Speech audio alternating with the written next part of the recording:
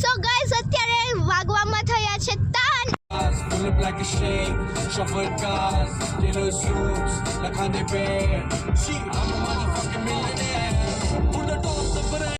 Har Har Mahadev. Good morning, જય શ્રી કૃષ્ણ, રાધે રાધે. કેમ છો બધાય? મજામાં ને? આદ્યા કેમ છે તું? મજામાં. તમે કેમ છો? બસ મજામાં છું. શું ચાલી રહ્યું છે?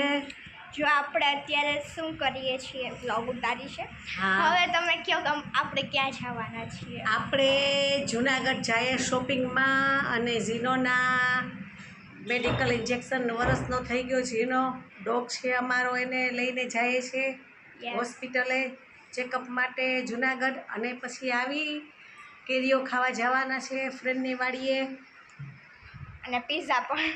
પીઝામાં જવાના છે, પીઝા ખાવા જવાના છે, શોપિંગ કરશું.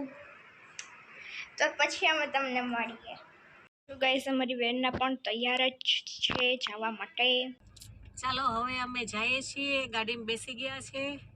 યસ ગાઈસ, જો ગાડીમાં બેસી ગયા છે, ગાડી પણ રેડી છે. જીનો શું કરે છે? જો જીનું પણ રેડી થઈ ગયો છે. એ આજે ગાડી ચલાવવાનું છે. જો તો જીનો ગાડી ચલાવવાનો છે. જીનો ગાડી ચલાવશે આજે.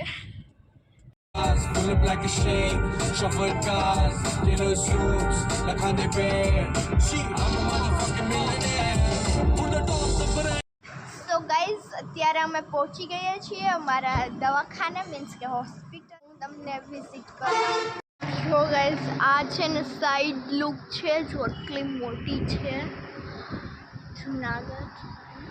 સો ગાઈઝ અત્યારે વાગવામાં થયા છે તાન, અને અત્યારે છે ને અમે જમી લીધું છે. જમવામાં હતું પિઝા. અમે જુનાગઢમાં છે ને સ્વસ્તિક શું નામ? સ્વસ્તિક ફૂડ ઝોન હતું, ત્યાં મેં જમ્યું હતું. નરસિંહ મહેતા તળાવની એક્ઝેક્ટલી સામે છે. મનહર ભજીયા જે ફેમસ છે જુનાગઢના, એની બાજુમાં છે. અને એની પહેલાંની વાત કરું છું, થોડીક અડધી કલાક પહેલાં, કે છે ને અમે દવાખાનામાંથી નીકળ્યા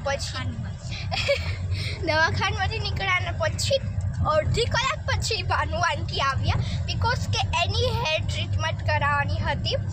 તો તેમને હેર ટ્રીટમેન્ટ થઈ ગઈ છે, અને અત્યારે જો બહુ જ પેઇન થઈ રહ્યું છે ને. ક્યાં ગયા ભાનુ આંટી? શર્મા રહે હે ક્યાં? ये रहे भानु आंटी. તો એને બહુ જ પેઇન જ થતું હતું, અને છે ને કરાવવા તો હેરની ટ્રીટમેન્ટ ગયા હતા, બટ સ્કિનની પછી કે મને રિંકલ છે, સર મને આવું છે તેવું છે. પિયુષને એમ કહ્યું કાકા જેવું છે ને, જો આપણે ગયે થા વો તો રહી ગયા, નહીં કરના થા વો કરી. અને છે ને એમ કહેતા હતા કે છે ને મને બહુ જ પેઇન થતું હતું. મારે એ છોકરીને એમ કહેવું હતું કે ઊભી થઈ જવું. હવે એમ જ કહી રહ્યા હતા. પછી ખબર નહીં, હવે ભાનુ આંટીને પૂછો. હાલો ભાનુ આંટી, સ્ટાર્ટ. પછી હું સહન કરીને સૂતી રહી. મારા મોઢામાં માસ્ક બધું કરી રાખ્યું હતું, એટલે મારાથી બોલાતું નહોતું, એટલે છોકરીને કંઈ કહી નથી શકતી. એટલે બધી વેઇટ કરાવી આજે. તો પણ શરમ આવે છે અમને આંટી કેવી રીતે કેવું મારે. અત્યારે યંગ તો એ લાગે છે ને અમારા કરતા. અને મમ્મીને જોવો, વિધાઉટ મેકઅપ છું, મેકઅપ કર્યો નથી. આમાં ફિલ્ટર છે એટલે તમને દેખાતું હશે.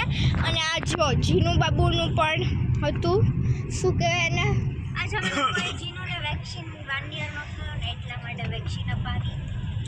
યસ, ચેકઅપ કરાવ્યું. માટલા ના નીકળી જાય જૂનો ચેકઅપ. સો ગાઈઝ અમારે માટલા લેવાના છે, હજુ બાકી છે. હજી માટલા ના ભૂલે છે. માટલું અમારું છે ને લેવાનું છે. એવું કહેશે કે તું મારું એક કામ ન કરાવે. સો એવું બધું છે, તમને પછી મળું. અને જો તમને જીનોને કહેતી હતી ને કે છે ને જીનોને તાવ આવશે. હવે 2 દિવસ સુધી તો તાવ રહેશે છે ને. આપણે જે ઓલું હોય ને, શું કહેવાય, પેટમાં દુખતું હોય ને, એવું બધું પેઇન થતું હોય ને, એવું લીધે મારા જીનુને થયું હતું. જીનુને થયું હતું, એવું થયું હતું. હવે જો હવે તમને મળીએ. જો આ પારૂલ યુનિવર્સિટી છે ડેન્જિયમ જો માટલા અમારે લેવાના છે જો આ જો અમે મેલોડી લીધી હતી હવે હું ખાઈશ મારું નામ આધ્યા કવા છે. હું પોરબંદરથી આવું છું.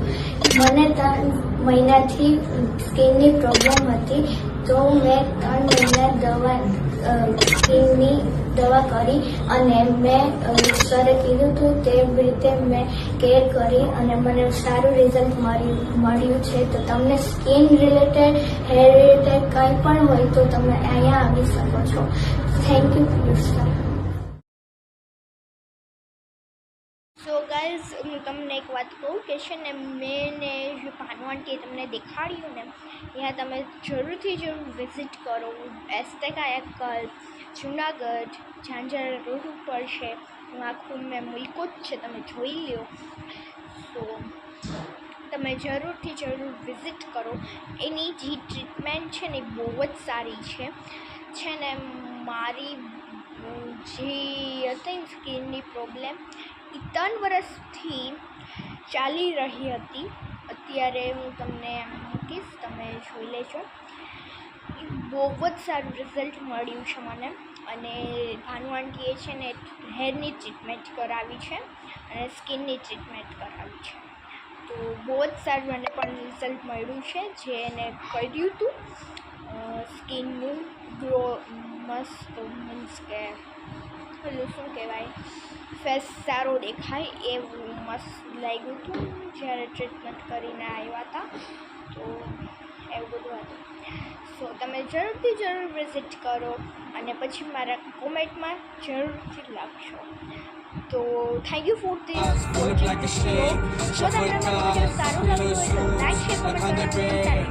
અને જો તમે અમારા વિડીયોમાં નવા હોય તો સબસ્ક્રાઈબ કરવાનું ભૂલતા નહીં. જય શ્રી રામ. હર હર મહાદેવ.